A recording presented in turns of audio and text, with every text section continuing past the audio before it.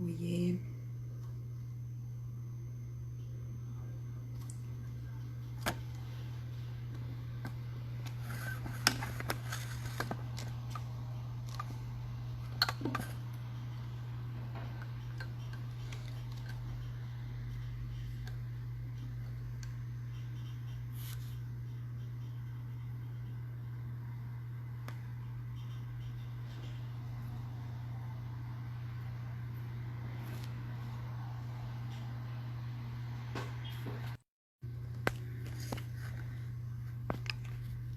Deixa eu corrigir a luz aqui. Vocês estão me ouvindo?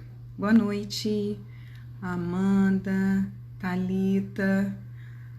Vou te chamar, Thalita. Cadê Thalita?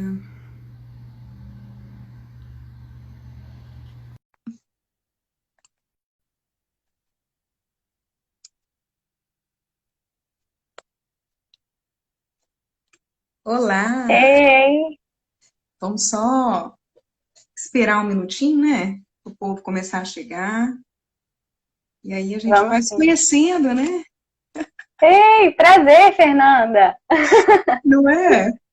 Hoje em dia, ó, o Ricardo chegou. Hoje em dia é assim, Ei, né? A doutor gente se Ricardo. conhece. É maravilhoso. A gente se conhece assim, né? Verdade. Novos mundos. Tudo novo. Loucamente novo, né? Loucamente novo. É, mas tá complicado, né? Essa coisa de novo normal. Eu não tô me acostumando muito com esse negócio de novo normal, não. Eu gosto do normal, normal. Normal antigo. Eu também. Muita inovação. Igual esse negócio de luz aqui, que eu tô tentando melhorar a luz por conta de live, por conta de lives. É, menina, ó, prendi o cabelo, fiz um estilo diferente. É, são várias adaptações, né? Várias adaptações. Adaptar-se ao novo, o Ricardo falou. Adaptar-se É, ao novo. Tarefa ah, árdua. não é? Tô achando muito chato, Né? muito cansativo. Encontrar as pessoas, não poder abraçar, aí você fica de toquinho, de cotovelo.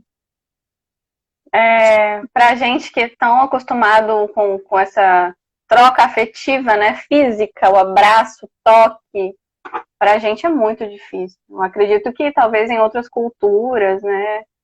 onde, Ricardo onde eles falando, já prezam por esse esse distanciamento. novo é tudo, menos normal, né?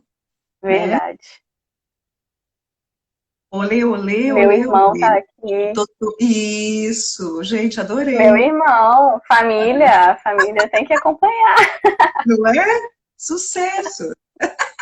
A Shelly, maravilhosa, saudade, Shelly. A gente está encontrando várias pessoas. Momentos de desafios, vamos ficar literalmente com dor de cotovelo. Exatamente, exatamente. Gente, a gente está fazendo uma horinha aqui, agora que deu 8 horas, né? Então, olha lá, o povo chegando, a gente está dando uma enrolada, porque daqui a pouco, Érica, gente, né? Janá chegou, Janaína. Janá chegou. Tem que ensinar mais, provavelmente, maravilhosos a mais, capixaba. Amo de paixão vocês. Hum, muita gente Ai, várias começando. colegas É, professoras. né? Que bom, Que todas aqui. legal, que legal, que legal. O povo está prestigiando. Então vamos começar? Ó, Janá chegou, agora Vamos. vamos começar. Boa noite, amados. Marcela, maravilhosa, minha prima. Gente, estou encontrando minha família inteira. O problema da minha família é um só. Eles participam, Ah, tá? Mas depois eles cobram por participação. Não vou falar o quê, eu ia falar. Mas também está dizendo, participa, mas eu tô achando que eles vão cobrar. Vamos lá. Então, como que surgiu, né, o Thalita, essa coisa, essa ideia da live, assim, né? Eu te convidei meio que de forma despretensiosa.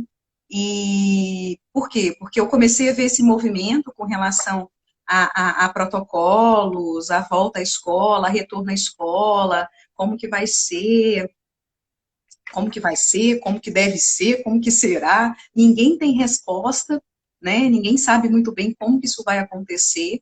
E aí surgiu assim, então a Janá, realmente, Janá, que é minha irmã, falou, eu gostaria que você fizesse uma live com uma pessoa, o nome dela é Thalita, ela é amiga minha. Aí eu falei, tá, e eu tenho um pouco de dificuldade com live, assim, eu faço, mas eu faço poucas.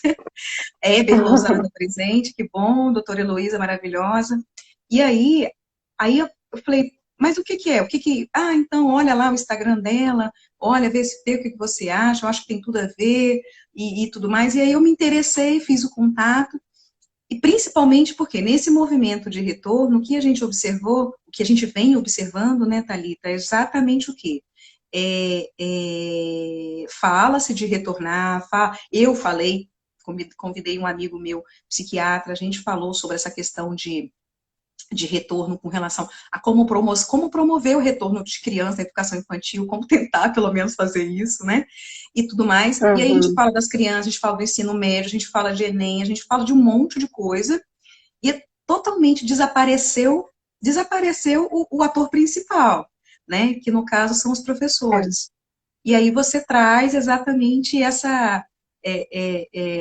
esses profissionais, literalmente você dá voz a eles, né? E aí eu queria que você se apresentasse, lógico, porque eu tenho aqui professora de educação básica, com experiência no ensino fundamental, pesquisadora na área da emoção de professores desde a graduação, formada em letras. Eu acho que você consegue falar melhor, se apresentar e começar a falar um pouquinho sobre essa questão aí, da sua relação mesmo, né, com essa coisa das emoções, antropologia, sociologia, que você me botou para estudar no final de semana. Agradeço, porque foi muito bacana. E é claro, esse encontro das emoções aí com a educação, com os professores, enfim, como que isso tudo aconteceu para você, como que você vem entendendo isso tudo? Fernanda, antes de me apresentar, eu quero te agradecer muito pela oportunidade, agradecer a Jana, você chama de Janá, eu chamo de Jana, que é minha grande amiga, agradecer a Jana por essa ponte, né, fazer essa ponte entre a gente, e te agradecer muito pela oportunidade, pelo espaço que você está abrindo para a gente falar sobre emoções de professores. Né, eu espero aqui, humildemente, conseguir representar os meus colegas de profissão, né, professores e professoras da educação básica, porque, como você disse, você é da área da medicina, e vem acompanhando, né, esse discurso, esse diálogo de retorno às aulas, e você mesma está vendo que os professores, né, somos excluídos, nós estamos sendo excluídos desse debate da educação. Parece que é uma novidade, né? Mas, na verdade, isso já é uma cultura nossa mesmo de excluir o professor da educação básica de qualquer tipo de discussão em relação à educação, né? A gente prioriza a prática do professor, o resultado que o professor deve alcançar, mas a gente não fala, a gente não deixa o professor falar, né? Não é nem a questão de dar voz ao professor, porque nós temos as nossas vozes e a gente tem muita coisa para falar, inclusive. Só que nós não temos espaço. Então, eu quero te agradecer muito por essa oportunidade, agradecer aos colegas, né, os que estão aqui nos assistindo, da área da educação, da área da medicina. E eu acho que quanto mais a gente conversar, conseguir compartilhar, né, o nosso conhecimento e aprender, porque com certeza vou aprender muito com você, com o Dr. Ricardo. Eu acho que tudo é muito válido, né, e muito importante para a gente tentar fazer alguma compreensão de toda essa turbulência que a gente está vivendo. Então, eu sou Thalita Rezende, fui professora de educação básica aqui da Prefeitura de Vitória, né, da rede de educação de Vitória por 6 anos. Eu exonerei no ano passado, fui professora de inglês, né? Atualmente não estou na sala de aula da educação básica, nem na sala de aula virtual, né, da educação básica, mas sempre em contato com os meus colegas que ainda estão, com professores de outros espaços, né, outros lugares do Brasil. Agora, nesse movimento que eu puxei pelas minhas redes sociais, eu tive a oportunidade de conhecer vários professores de outros lugares. Então, eu falo com propriedade desse lugar de quem conhece o chão da sala de aula, né? Quem viveu, e viveu intensamente o chão da sala de aula. Eu pesquiso emoções de professores, emoções no processo de ensino-aprendizagem desde a graduação, que é um tema que sempre me chamou muita atenção. Eu, como professora de inglês, eu percebia que alguns alunos, eles sabiam muito bem todas as habilidades, né, leitura, escrita, o listening, né, a escuta, mas na hora de falar, talvez por timidez ou por alguma coisa que já passaram, né, alguma experiência anterior, eles travavam na hora de falar, e isso era uma angústia muito grande para esses alunos. Então, foi a partir daí que eu parei para pensar, gente, tem alguma coisa emocional envolvida, então, nesse processo de ensino-aprendizagem. Então, eu fiz a monografia seguindo a teoria de Humberto Maturana, que é um biólogo, e a teoria dele é conhecida como biologia do conhecer, tem uma parte que é conhecida só como biologia do amor. Ele fala do amor como aceitação do outro como legítimo na convivência, uma teoria deliciosa de ler, maravilhoso. E continuei seguindo essa teoria no mestrado, que foi quando eu fiz um autoestudo sobre as minhas emoções enquanto professora de inglês, no meu primeiro ano na escola pública. Foi um trabalho intenso mesmo, mas me ajudou muito, eu acho, a continuar na educação básica. Eu acho que se eu não tivesse desenvolvido esse trabalho, foi um ano tão difícil para mim, né, minha primeira experiência na escola pública, que eu acho que se eu não tivesse passado por essa reflexão sobre as minhas emoções, eu acho que eu teria desistido ali naquele primeiro ano. Ainda bem que não desisti. E agora no doutorado, eu acabei de defender a tese, né, agora em fevereiro. A Jana participou comigo. A gente, na verdade, construiu essa tese juntas, né? Fomos eu e mais uma equipe maravilhosa de professores de educação básica. E a Jana, a Thaís Dantas está participando aqui. Também, elas, junto comigo, a gente construiu essa tese. Eu tenho muito orgulho disso, porque é uma tese que nos representa, né? Não é uma tese... porque geralmente esses textos da academia, essas pesquisas, a gente fala da escola pública, a gente fala do professor, mas a gente não deixa o professor falar, né? Parece muito distante da realidade, a academia e a escola, né? Sim. Então, eu tenho muito orgulho dessa construção coletiva que foi essa pesquisa. E o meu orientador, Daniel Ferraz, ele me lançou o desafio de tentar compreender emoções por um viés mais crítico. Então, eu fui em estudos que a gente chama de estudos pós-estruturalistas. Fui ler, né, sobre emoções na antropologia, na sociologia, na filosofia e, sobretudo, na educação. Duas grandes referências para mim foram a Megan Boller e o Zemblas, acho que é Mikhail Zemblas. Eles são da área da educação e a Megan Boller, ela se apresenta, né, como uma estudiosa feminista. Então, todos os textos dela, né, as teorias dela, ela pega esse caminho do feminismo para discutir. E um dos temas que ela discute é emoção, né? Emoções na educação, emoções de professores. Então, essas foram duas grandes referências. E aí, como foi uma teoria, né? São teorias diferentes do que eu já tinha até então pesquisado. Foi uma surpresa muito grande para mim e eu fiquei realmente apaixonada, porque você te ajuda a compreender, ou pelo menos me ajudou a compreender as minhas emoções, mas não enquanto indivíduo, né? Enquanto eu, Thalita, né? Isolada do social, do coletivo, mas me ajudou, então, a compreender as emoções, assim, por que as minhas colegas dizem, né, dizem sentir as mesmas coisas que eu sinto, né? Por que todas nós nos sentimos angustiadas, frustradas? Então, essas teorias, elas me ajudaram a compreender as emoções por uma complexidade maior, né? E passar, então, a entender essa coletividade. Essa percepção de coletivo na construção da emoção, ela é sensacional, né? Ela é muito bacana.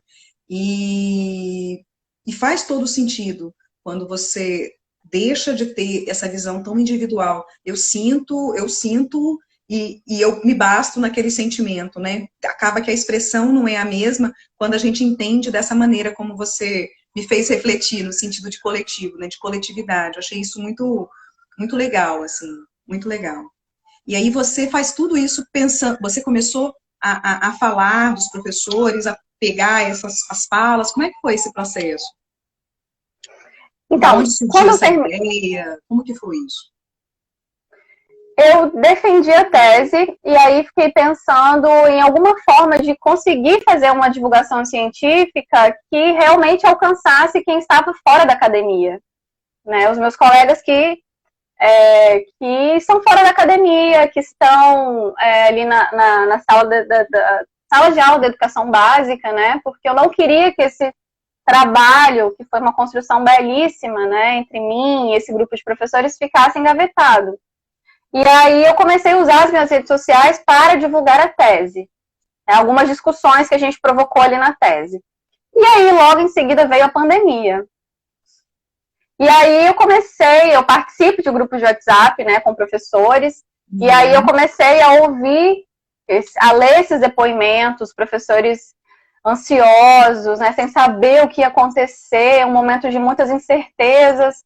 E aí eu falei, gente, eu então vou tirar um pouco o foco da minha tese, da divulgação da tese, e vou puxar um movimento aqui para a gente falar sobre as nossas emoções, né? Porque, Fernanda, eu falo com os professores, né? Não é que nós agora estamos sentindo, estamos construindo emoções novas, né? Acho que a docência, né, já é esse lugar da angústia, da frustração, um sentimento. Né? Há muito tempo isso, né? Há muito tempo. Só que a gente nunca teve espaço. E essa cobrança, né, por resultado, tudo sobrecai exatamente no professor. Se o aluno aprende, ok, né, o aluno tem um bom desempenho, mas se o aluno não aprende, o professor falhou em alguma coisa, se por alguma razão, e aí nesse momento a gente está lidando muito com isso, né, com essa situação em que os professores tiveram que trocar o pneu com o carro andando, ladeira abaixo, e a cobrança é como se tá tudo bem, tá tudo normal, né? Primeira semana já tem aula online, mas muita gente não sabia nem o que era computador, o que era celular, o que era aplicativo, Teams, nem a gente, na verdade, né? A gente que é mais novo, habilidade, tem muito mais facilidade. E aí você pega, coloca essa galera para fazer fazendo, para treinar fazendo, e tem que ter um bom desempenho, e o desempenho tem que ser top, porque se é na empresa privada, porque eu tenho a questão do desempenho mesmo, da cobrança que vem dos pais, da cobrança que vem da direção, da cobrança. E se é no setor público, eu tenho cobrança de horário, porque eu tenho que ter um horário, eu tenho um horário. Geralmente acaba tendo essa percepção também. Como é que você está percebendo isso, assim? Essa questão desse momento de pandemia, né, em especial. Você falou de dois contextos diferentes, né, o público e o privado. Eu percebo pelos depoimentos que eu estou recebendo, eu vejo que muitas emoções são parecidas, né, as construções são muito similares, mas são contextos diferentes, então algumas emoções são construídas de forma diferente. Por exemplo, o professor da rede privada, eu recebi um depoimento de uma professora dizendo que ela tem medo de não estar disponível para a escola 24 horas por dia, 7 dias por semana, e perder o emprego. Né?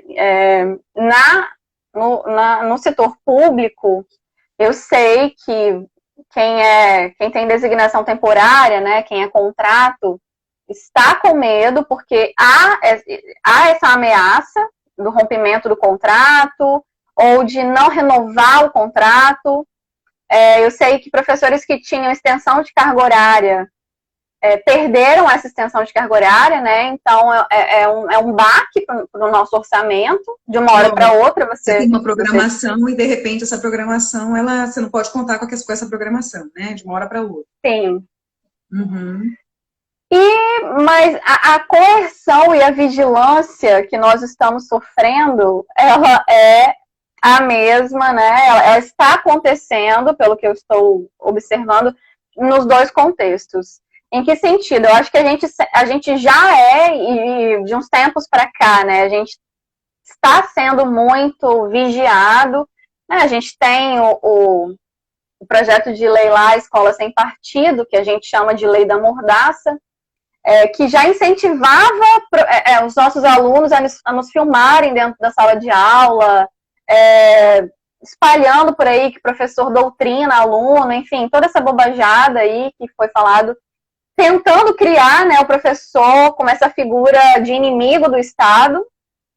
Para mim é um total absurdo, como se já não bastasse toda a carga, né, vou colocar entre aspas, negativa que a gente tem como construção cultural em torno do magistério, em torno dos professores, e ainda me inventa em pleno 2018, né, pleno século XXI, que a gente é inimigo do Estado, que a gente doutrina aluno, enfim. Mas essa coerção e essa vigilância agora, em tempos de pandemia, ela se intensifica, porque é mais fácil você controlar um professor pelo trabalho remoto dele.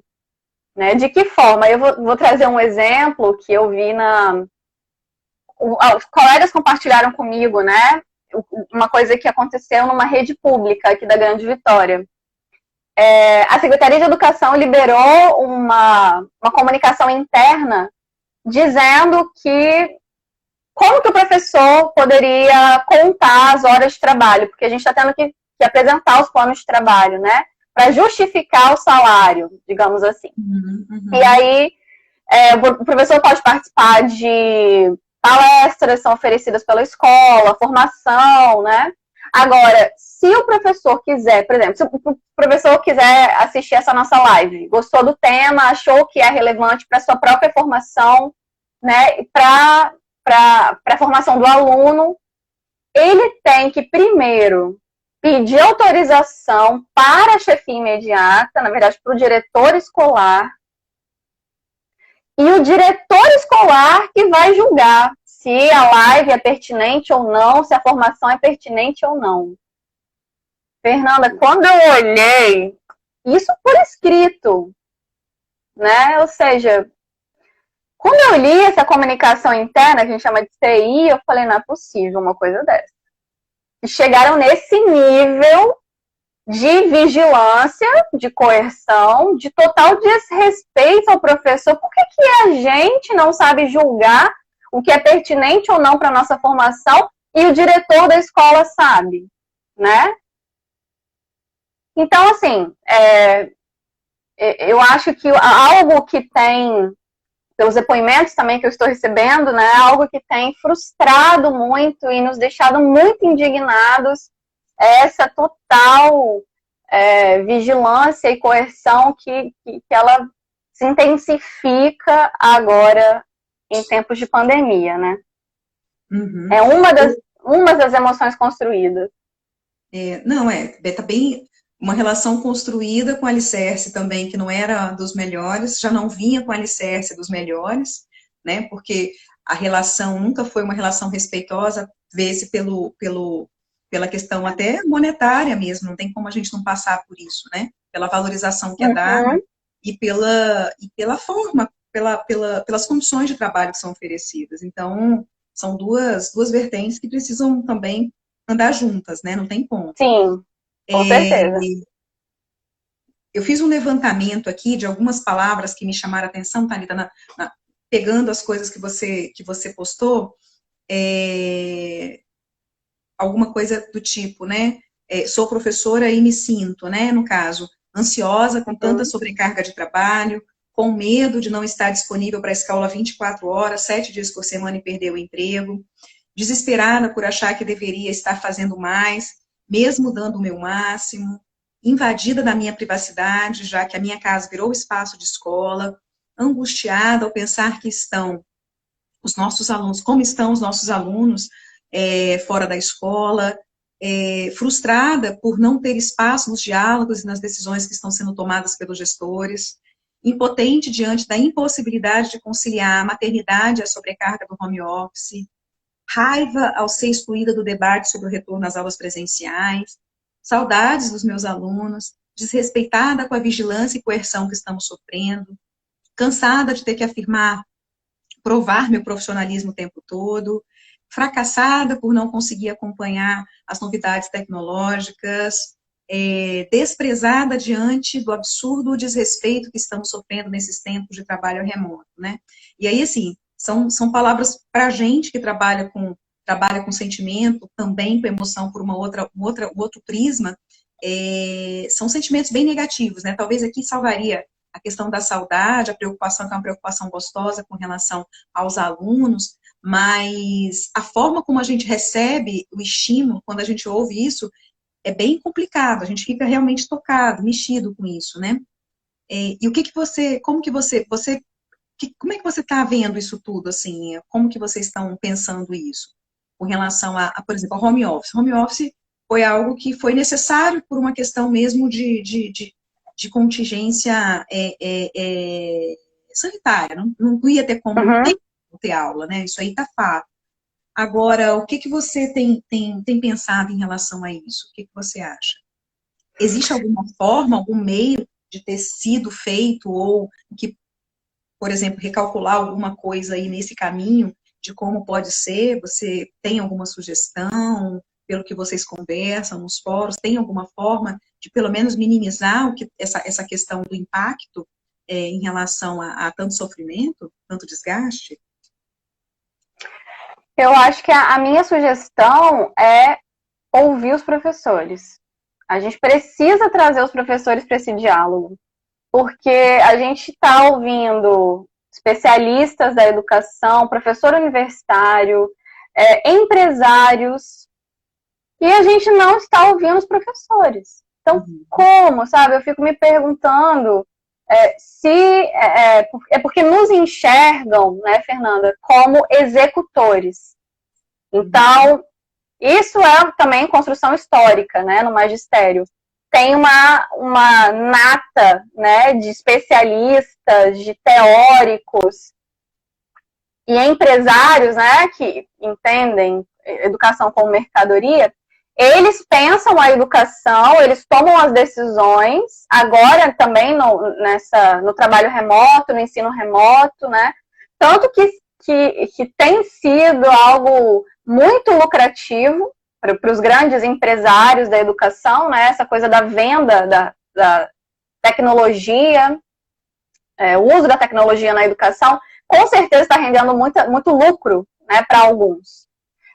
Então, eles pensam aqui a educação e mandam para a gente, né, uma relação totalmente vertical, e entendem os professores como executores, só que nós não somos executores. Eles podem até pensar e querer muito, né, que a gente execute exatamente como eles pensaram, né, como for melhor e mais lucrativo, né, para eles. Mas, infelizmente, ou felizmente, que eu acho que é felizmente, somos nós que estamos ali no chão da sala de aula, a gente que está na relação com o aluno, né, com o estudante. Nós não somos executores. Infelizmente, não vamos executar o que esses grandões aí pensam, né? A gente também... Nós somos professores intelectuais, né, como o Giru já fala, professores intelectuais. Eu acho que a gente tem que tomar posse dessa nossa intelectualidade e nos enxergar, né, aprender a nos ver como intelectuais e não como executores. Mas então, a minha sugestão é essa: a gente precisa ouvir os professores, o que os professores têm a dizer, porque na rede pública, pelo menos, a gente não está conseguindo acessar a maior parte dos alunos, né? É uma minoria que está conseguindo acessar as atividades remotas. Eu assisti uma live com o professor Boaventura de Souza Santos, ele dizendo, gente, não existe uma receita, né? Eu não sei falar para vocês aqui o que fazer, né? Como lidar, né? Quais estratégias. Mas de uma coisa eu tenho certeza, a gente não pode abandonar os nossos alunos. E eu acho, e eu concordo com ele, assim, a gente não pode abandonar os alunos, a gente tem que somos profissionais comprometidos, a gente está fazendo o nosso melhor, apesar da responsabilidade não ser exclusiva nossa, né, não é exclusiva dos professores. Acho que a gente não pode aceitar essa responsabilização e essa culpabilização, né, que tentam nos imputar. Então, a gente está fazendo o que é possível, mas sem nos ouvir, né? A gente sabe muito bem que as decisões estão sendo tomadas e a gente só está executando. Acho que isso também é um disparador, né, da construção de emoções, como a gente viu aí no depoimento, né, de desespero, o professor se sentir menosprezado por não poder falar, né, não poder dar a sua opinião sobre como proceder, sobre o que fazer em tempos de educação remota. E esse movimento, Fernanda, que eu decidi puxar pelas redes sociais, de falar sobre as emoções dos professores, tem uma socióloga colombiana, Miriam Gimeno, ela fala sobre a importância da linguagem política das emoções. Ela diz o seguinte, que quando a gente expressa o que a gente sente, principalmente quando a gente expressa emoções que são proibidas, né? Emoções que devem ser silenciadas, emoções que devem ser controladas, e a gente vai e desafia essa opressão emocional, e a gente se coloca, é uma forma da gente lutar politicamente para transformar, né? Para reivindicar espaço, para nos colocar, né? E tentar modificar essas opressões, que também são opressões emocionais que a gente vive. Então, por exemplo, quando eu recebi o depoimento de uma professora falando que ela sente raiva de não poder participar do debate da educação nesse momento, eu passei um final de semana inteiro refletindo, eu recebi o depoimento na sexta, e fiquei pensando, será que eu faço esse post ou não? Porque a gente sabe muito bem que não há expectativa de que uma professora sinta raiva, né? Há expectativa de que a professora sinta amor, de que a professora, não é? Mas não há expectativa de é só coisa positiva, né? O que vem do professor é sempre coisa muito positiva, sempre tem um sorriso, a necessidade de um sorriso, né? Ninguém pode, TPM não existe para professor, não é mensal, não pode existir, né? Então, realmente, tem muito essa questão e como isso é presente, né? A gente não percebe, mas é bem presente, né? É bem presente. Principalmente se você é professora dos pequenos, né? Educação infantil, Fundamental 1. Eu recebi o relato, eu acho que foi o relato que mais me tocou, assim, mais doeu em mim. Uma professora dizendo que ela não estava bem no dia da gravação da aula. É óbvio, né? A gente está passando por um momento de pandemia. Quem está bem, né? Tem dias que a gente acorda um pouco melhor, tem dias que a gente acorda um pouco pior, mas, né, eu acho que quem tá feliz, quem tá, não sei, morrendo de rir, acho que não tá entendendo a gravidade do que tá acontecendo, né? Mas essa professora, então, ela disse que ela foi gravar a aula, ela é professora de pequenos, e que ela não estava bem no dia. E então ela apenas, assim, não sorriu no vídeo, não apareceu na aula sorrindo. E aí ela recebeu reclamação de famílias, plural, que não foi só uma, dizendo que, nossa, mas a professora, né, não sorriu, e julgando a professora como uma professora ruim, né, falando que ela não era uma boa profissional, apenas porque ela não apareceu sorrindo no vídeo. Então a pedagoga veio, né, relatar isso para ela e pedir, olha, no próximo vídeo, dá um sorriso, seja mais simpática. E tem esse autor, o Zemblas, ele fala sobre essas regras emocionais, ele chama isso de regras emocionais. Thalita, com relação aos autores, as pessoas estão, eu estou dando uma olhada aqui, as pessoas estão perguntando para deixar escrito e tudo mais. Daqui a pouco você escreve, mas assim, quem tiver interesse também, pode te pedir, pode me pedir no direct, que eu estou com as referências agora, eu deixo com as pessoas, disponibilizo por e-mail, enfim. Tá? Só para. Mas sim, pode com continuar, certeza. Fala, Duzê. Ótimo. O Zengler, ele fala que a síndrome de burnout, que é esse esgotamento emocional, ele está intimamente relacionado com com a força que a gente tem que fazer para se adaptar a essas regras emocionais. Então, por exemplo, se há essa regra, que é uma construção social, né, uma construção cultural, há essa regra, expectativa de que a professora de pequenos esteja sempre sorrindo, muito afetuosa, muito carinhosa. Então, e se a professora ali não está bem naquele dia, né, ela não está fluindo nesse emocionar da felicidade, da alegria, mas ela sabe que é obrigação dela parecer feliz. Então, o fato de ela se fazer esse esforço... Cobrar por algo que ela não sente, na verdade, né?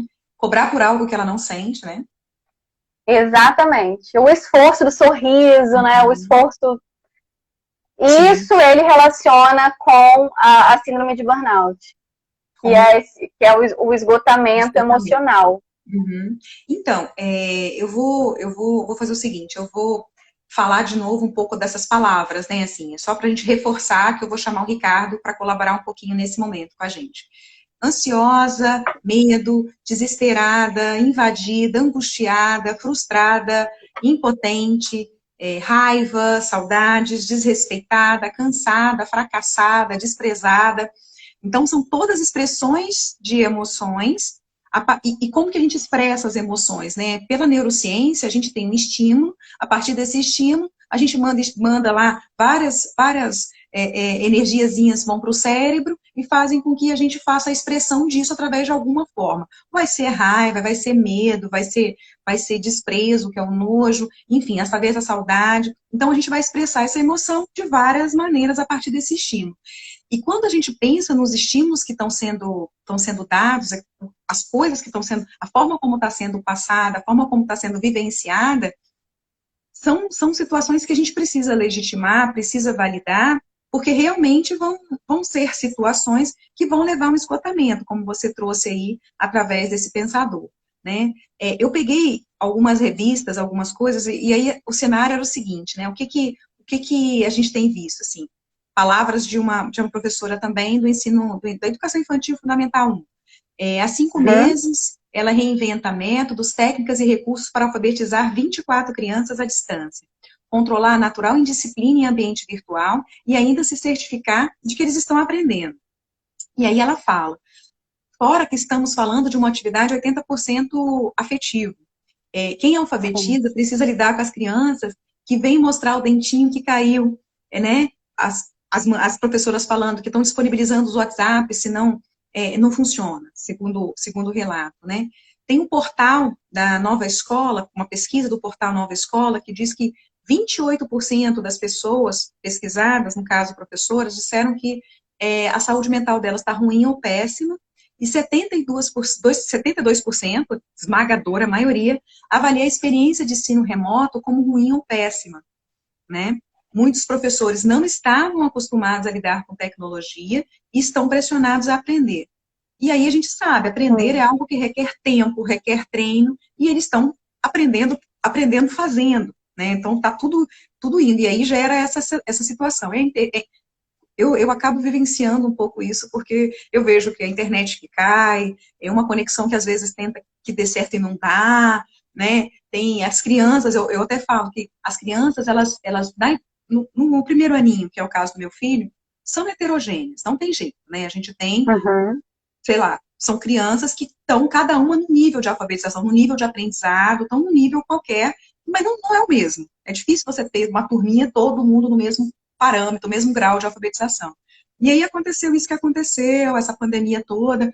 Então, a gente vê que tem esse desnível e a professora tentando, assim, ao máximo que pode, fazer o que pode, né, e contando com a colaboração dos pais. Mas é visível que não é todo dia que a pessoa tá bem. Isso aí é perceptível também, mas a gente precisa legitimar isso. Eu queria, eu vou tirar você um pouquinho, depois eu te chamo novamente, e aí eu vou chamar o Ricardo para colaborar um pouquinho com a nossa live, tá bom? Ótimo. Deixa eu chamar o Ricardo aqui. Cadê Ricardo? convidar aqui, achei, Ricardo. Ricardo Uau! Krause.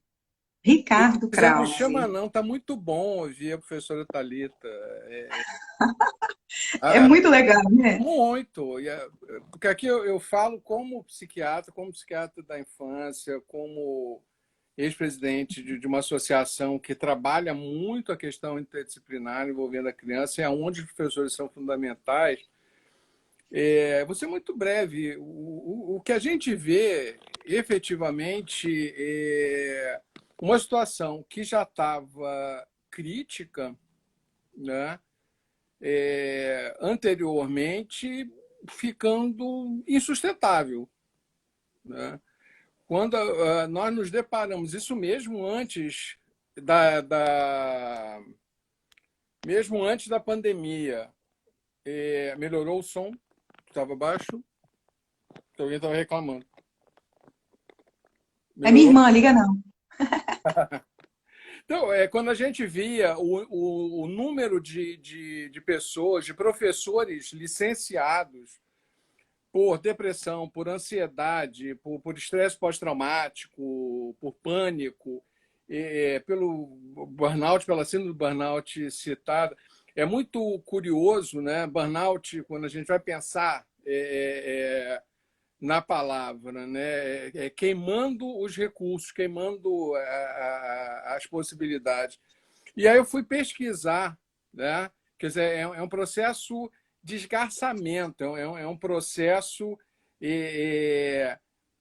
que é um período, é fruto de um período arrastado e prolongado de esgotamento de possibilidade, de motivação. E aí, quando eu fui pesquisar no Merriam-Webster, um dicionário inglês-inglês, os três exemplos que eles colocam, até anotei aqui, os três exemplos de burnout no Merriam-Webster são: ensinar pode ser muito estressante, por isso muitos professores sofrem burnout. Exemplo 2, a taxa de burnout entre professores é muito elevada. Exemplo 3, uma novela sobre burnout no meio acadêmico. Os três ambientes, os três exemplos de burnout do Merriam-Webster, um dos principais dicionários de língua inglesa, envolve a questão do ensino, né? Tem piadas correndo que agora os pais vão querer triplicar o salário dos professores, e uma pessoa que está ouvindo diz que a gente precisa, que os professores precisam. Quando eu falo a gente, é essa coisa, o meu lugar de fala é lugar também de filho de professor, par de pai, par de mãe, neto de professor e irmão de professor. Então, eu tenho também, eu acompanho Eu também. pois é, por um outro lado. Então, assim, o professor é visto dentro dessa visão romântica de um médico um pouco também, mas o professor tem muito essa coisa desse olhar de um sacerdócio, de uma coisa vocacionada, de alguma coisa nesse sentido. Quando a gente vê esses processos de adoecimento, são processos que se arrastam, que vão minando, que vão corroendo a estrutura das pessoas. Isso é extremamente assustador. Aí, quando eu vejo o clamar muito interessante do auxílio dos pais ou do apoio dos pais, eu acho que os pais não fazem ideia do que faz um professor.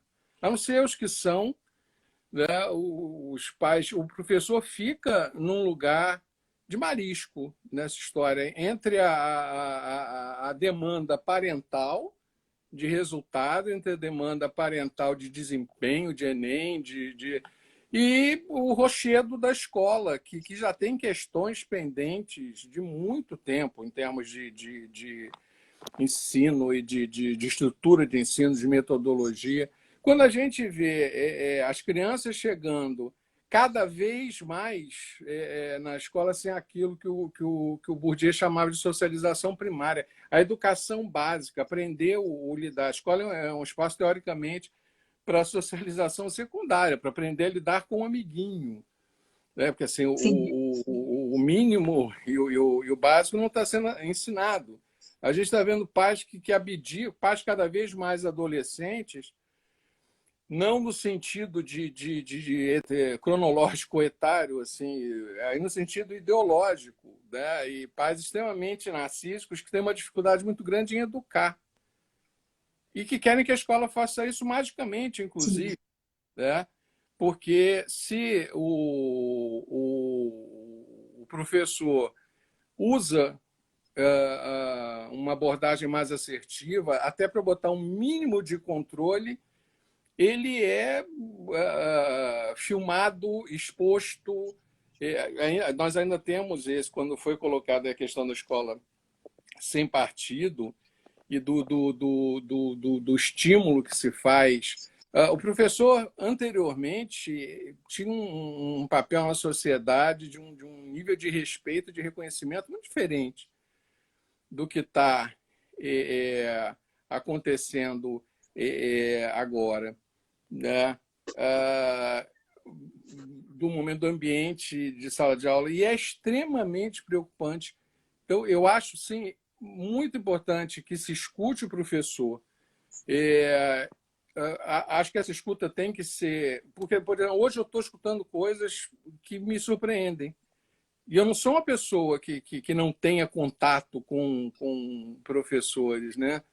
E quando se fala de pensar a emoção, quando se fala de pensar o sentimento, o que a gente está falando é de um refinamento dessa escuta. O que a gente está propondo, isso eu achei fascinante.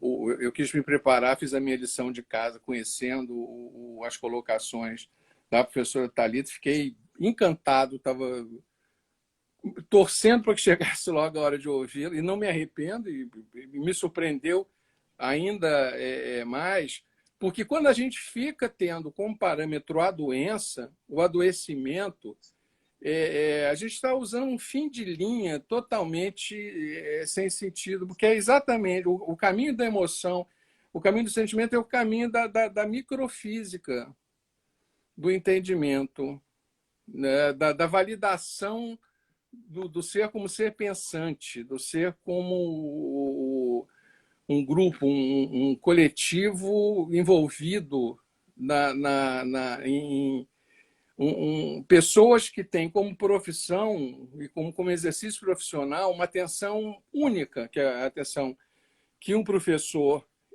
dá ao seu aluno, que é a atenção diferenciada, é ver o quanto ele está entendendo ou não. Né? Você não pode fazer isso coletivamente, você não pode fazer isso com o Zoom, com as câmeras desligadas para sair mais barato, né? Por exemplo.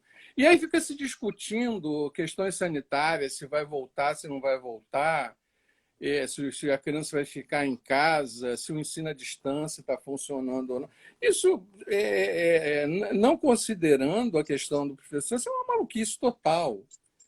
Né? E aí eu acho que a gente tem, eu vou encerrar essa fala, porque eu quero ouvir mais da Thalita. A gente tem uma tendência a segmentar essas questões que acontecem na escola, seja a epidemia diagnóstica do déficit de atenção, a questão do bullying, a questão dos assédios sofridos pelos professores, das acusações sofridas pelos professores, a antiga fobia escolar, esse abandono escolar, tudo isso que está acontecendo como se fossem coisas separadas e não são. Uhum. Né? Não são. E não são. São coisas que precisam ser pensadas conjuntamente e aí sim, e ouvir quem está essencialmente e admiravelmente esse tempo todo envolvido e persistindo apesar de todo esse descaso. Né? Agora vamos ouvir mais da Thalita, já falei demais. Vamos. É porque eu estou tentando olhar aqui o que as pessoas estão falando. O sistema não se preocupa com nossa saúde mental, a perícia de Vitória despreza e nega o afastamento do profissional. A gente sabe, né, Ricardo, que a previsão para 2020, né, parecia a gente quando falava de 2020, parecia que era algo bem longe, né, em termos de absenteísmo, em termos de afastamento por razões psíquicas aí, e a gente está em 2020 ainda por cima com essa questão da pandemia, então a gente vai ter com certeza, todos os institutos de previdência e INSS aí trabalhando com força total quando voltar. Isso aí é fato, a gente não tem dúvida com relação a isso. E o fato de estar trabalhando não quer dizer que está produzindo, são duas coisas diferentes também. A gente sabe que a gente tem uma queda de produção quando a gente se sente coagido, desprezado, enfim, são sentimentos muito ruins da gente nutrir, e a nossa forma de expressão acaba sendo, se a escola, enfim, os gestores acham que não dando voz, isso é algo possível, é simplesmente ignorar, é uma forma de fazer de conta que não existe, a gente vê que, na verdade, o desempenho é diferente, né? Que é o que interessa, na verdade, tudo gira em torno do desempenho, da performance. E aí a gente vê que vai cair, vai diminuir, o rendimento vai diminuir. Então é importante dar voz, de fato, né? Sentimentos que se transformam em doenças, né? É aquela coisa, dar voz e ouvir o que está sendo dito. Não É, as pessoas verdade. iam encaixar as demandas na sua disponibilidade de recursos a ser oferecido. Né? Uhum. Porque não é uma questão só de salário, de dinheiro, é muito mais e muito acima disso. Muito, Né? muito. São as condições de trabalho mínimas. Né? Sim, sim. É a riqueza, a sofisticação do trabalho do professor, que precisa ser considerado. Né? Eu ouvi E as alguma coisa. dificuldades também, né? As dificuldades em relação a esse trabalho remoto, né? Porque, e algumas pessoas falando aqui com relação à necessidade dos pais se colocarem de forma um pouco mais empática em relação às dificuldades que os professores recebem e não colocarem lenha na fogueira. Então, é bem necessário mesmo, né? São muitas vezes mais. Aí não estou nem satanizando. Tipo, as pessoas estão perdidas. Né? Uhum. As pessoas estão com medo, as pessoas estão se sentindo vulneráveis e nessa vulnerabilidade, esperando que o outro tenha um desempenho, resolva os problemas que a gente não sabe nem quais são os problemas. Né? Uhum. A querida professora Silvia Ciasca, né? Que a todos nos inspira também, uma das referências que nós temos em termos de ensino, e uma pessoa que coloca a questão do ensino para ser discutida abertamente. Né? Sim. E é isso, eu acho que um dos trabalhos que a BNEP também está na pauta, o Guilherme Polanzik está fazendo um estudo sobre a condição das crianças na pandemia. Eu acho que a gente pode atrelar a esse estudo também a questão do professor. O pessoal de BH, né, o pessoal da FEMIG, eu já estou divulgando também, queria que quem tiver interesse de responder, eu já divulguei bastante, mas o pessoal da FEMIG e da Carol Lobato estão fazendo um trabalho exatamente nesse sentido Esse, de entender como que tá sendo essa questão para os professores. É muito, muito, muito bacana. Depois eu acho que a gente pode ver uma forma também, Ricardo, de divulgar junto à ABNEP para capilarizar mais, né? exato. Doutora Silvia, um abraço. Da Estou vendo pandemia. aqui que a doutora Silvia apareceu, que eu vi agora, que eu estou procurando aqui. A Estela colocou a coisa da pandemia. As pessoas têm uma visão também muito, muito idealizada, nós sairemos melhores disso. É, Coisa meio louca. Né? é, Acho que o que a gente sair pode melhor quando? Para quem, né? não, porque aí as coisas estão gritando demais. Aí a gente não pode mais fingir que não está acontecendo. Né? Uhum, Ter mais soluções provisórias e não ficar buscando puxadinhos de coisa para dar conta de deficiências estruturais. uhum, Agora estão mostrando. uhum. Né? Os pais estão Ó, convivendo com o fruto da sua dificuldade em educar seus filhos. Né? sim, está sendo literalmente posto à prova, né?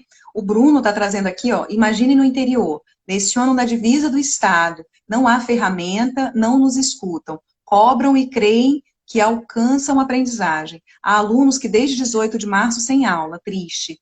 Aqui em Vitória, eu tô atendendo, na verdade eu estou no internato, né, de saúde mental de uma faculdade, e aí a gente tem atendido algumas crianças, e pela dificuldade de acesso, a gente tem feito a impressão de algumas atividades lá no CAPS, e a gente entrega para as crianças para minimamente ter acesso ao material. Então, não é fácil, né? Ó, a Giovana está dizendo que só pôde chegar agora, estou em home office desde as 6h50 da manhã. Thalita é um verdadeiro talento, como é inteligente, percebe intensamente o cerne do problema atual. Concordo. É uma gracinha. Então, Ricardo, eu vou tirar você, cansei. Passa Cansei aí. de você. Tá. Peraí, Muito deixa eu obrigado. sair. Permanecerei aqui. Tá joia. Deixa eu tirar que agora não sei o que aconteceu. Peraí. Ó, um beijo, amor. Beijo.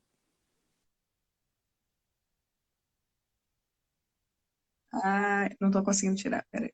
Você não quer sair? Se eu tiver que fazer alguma coisa, é só você me dizer. Pois é, não, eu tô tirando aqui, mas não tá, você não tá saindo. Vou conseguir agora.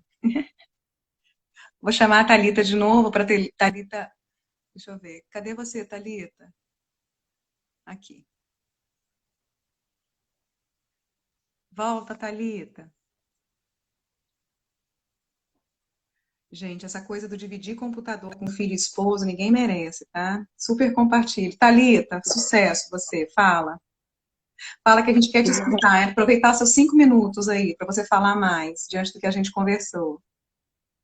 Nossa, eu tô aqui me sentindo super honrada e quero agradecer muito ao Dr. Ricardo. E meu coração tá, sabe assim, aquecidinho por encontrar parceiros, né? Eu espero que os professores que estão nos assistindo também estejam se sentindo da mesma forma. Assim, vocês que são dois feras da área da medicina, da psiquiatria, com disponibilidade de nos ouvir, né? E coração aberto para nos ouvir. Então, isso é muito maravilhoso. Muito obrigada, Fernanda. Muito obrigada, doutor Ricardo. A gente poderia ouvir muito e muito mais. Uma coisa que me chamou a atenção, uma coisa que eu lembrei agora, ano passado, né, nessa questão de dar voz e tudo mais, e como que a cobrança ela acaba sendo unilateral. A gente fez um evento grande aqui em Vitória, né, muito grande, foram mais de 1.035 inscritos.